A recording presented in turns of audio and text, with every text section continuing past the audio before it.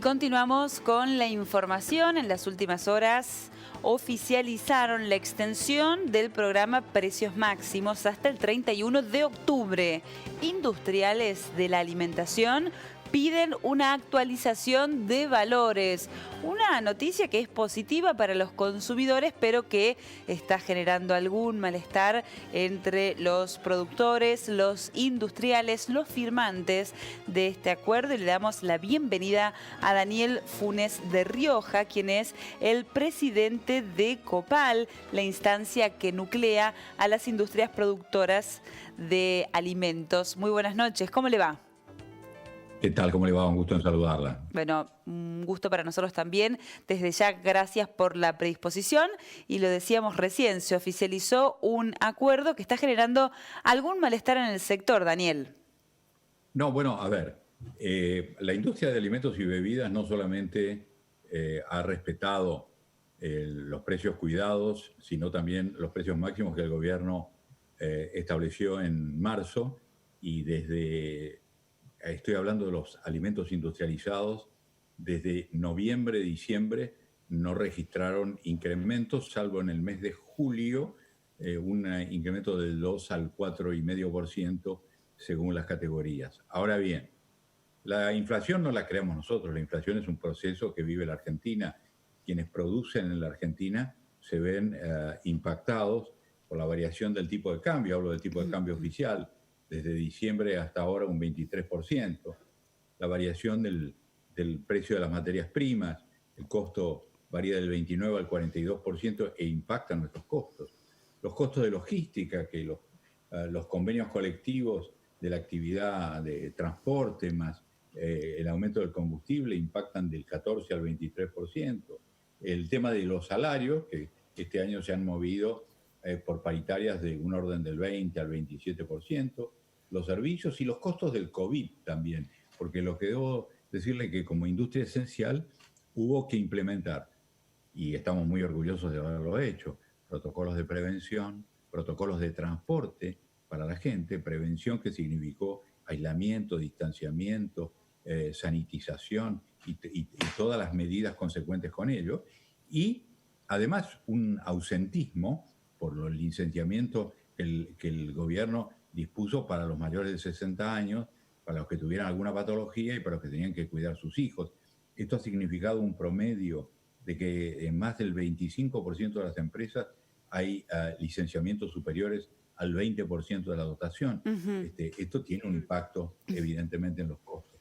Por otro lado, la utilización de la capacidad instalada sigue siendo baja. Hay líneas de producción como todo lo que es golosinas, congelados, etcétera, que están a niveles del 25%, mientras que el promedio de la actividad no supera el 50-55%. Entonces, todo esto hace a una estructura de costos que lo estamos planteando a los efectos de que se pueda ir revisando, actualizando de modo tal de no generar perjuicios. Piense que el 95% de las 14.500 empresas de alimentos que hay en la Argentina son pymes. Solo el 5% son grandes empresas.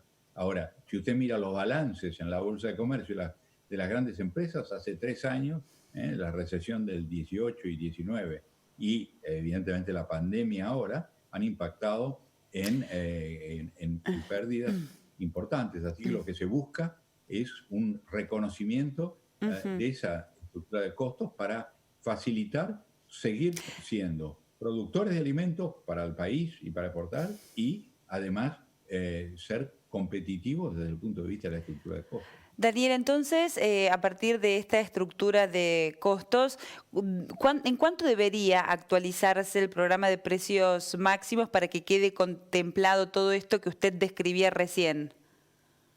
Mire, no hay un número para uno, porque son todas esas empresas tienen, por ejemplo, quien produce con cacao o con café tiene una influencia mucho más alta de la paridad cambiaria.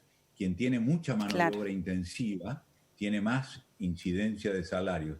Entonces, cada uno tiene su estructura de costos y la Secretaría de Comercio Interior tiene todas las estructuras de costos.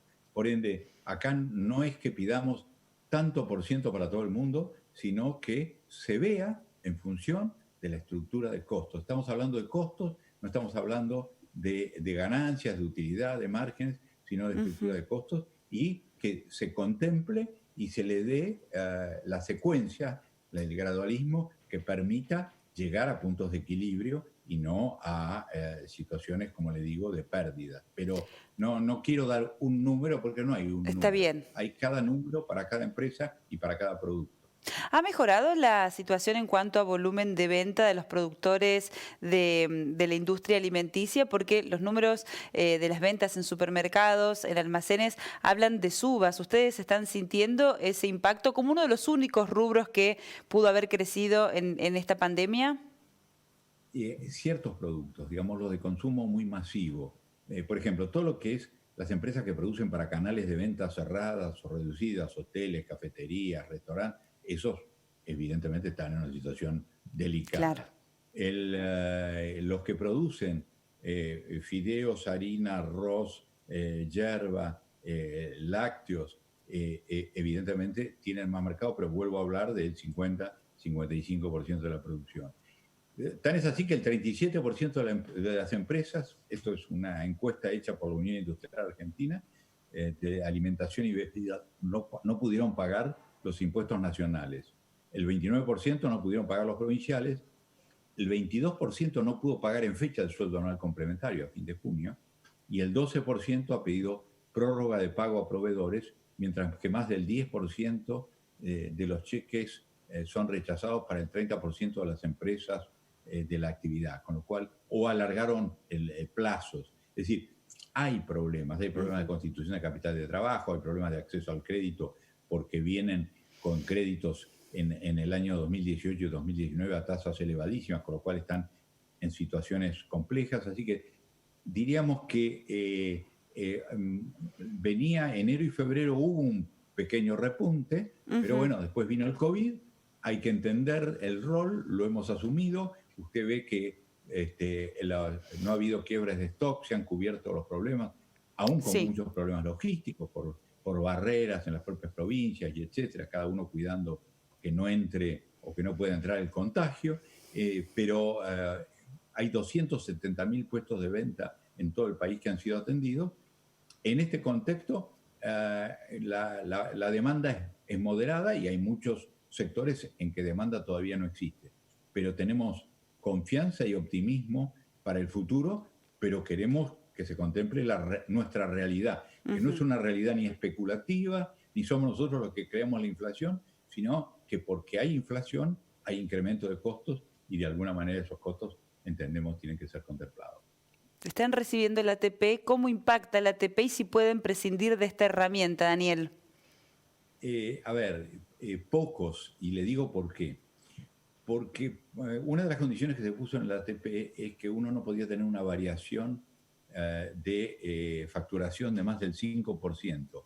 Ahora, en un país que tuvo 53% de inflación en el año interanual, obviamente está, aunque no haya vendido, sino muy poco más o igual o menos, esa variación del 5% en la facturación se da porque la inflación ha sido del 53%. Entonces, hay muchas empresas que no lo han recibido, pero de cualquier manera creo que es una buena institución, teniendo en cuenta que la Argentina no tiene un seguro de desempleo, entonces había que poner, puso el Estado la responsabilidad sobre los empresarios de pagar los salarios aunque no hubiera trabajo, como le digo, para todos los que fueron considerados personal crítico o licenciado por cualquier otra causa, y esto significó, evidentemente, el ATP significó un paliativo. Para muchas industrias, en el caso de la alimentación, no con la misma extensión que pudiéramos haber pensado.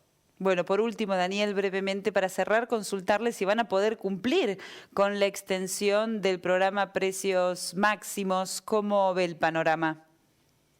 Bueno, hemos hablado con el ministro de Desarrollo Productivo y la secretaria de Comercio Interior. En estos días va a empezar otra ronda de consultas para ver el programa. Queremos cumplirlo y se va a cumplir. Ahora, queremos que se cumpla también con una cláusula que tiene el programa que dice que se revisarán las estructuras de costos cuando correspondan. Bueno, entendemos que corresponden y por eso estamos al aguardo de esas conversaciones. en el marco de la propia norma. Bien. Daniel Funes de Rioja, muchísimas gracias por el contacto. Ha sido muy amable con Telediario. No tiene por qué, ha sido un gusto en saludarle. Un abrazo.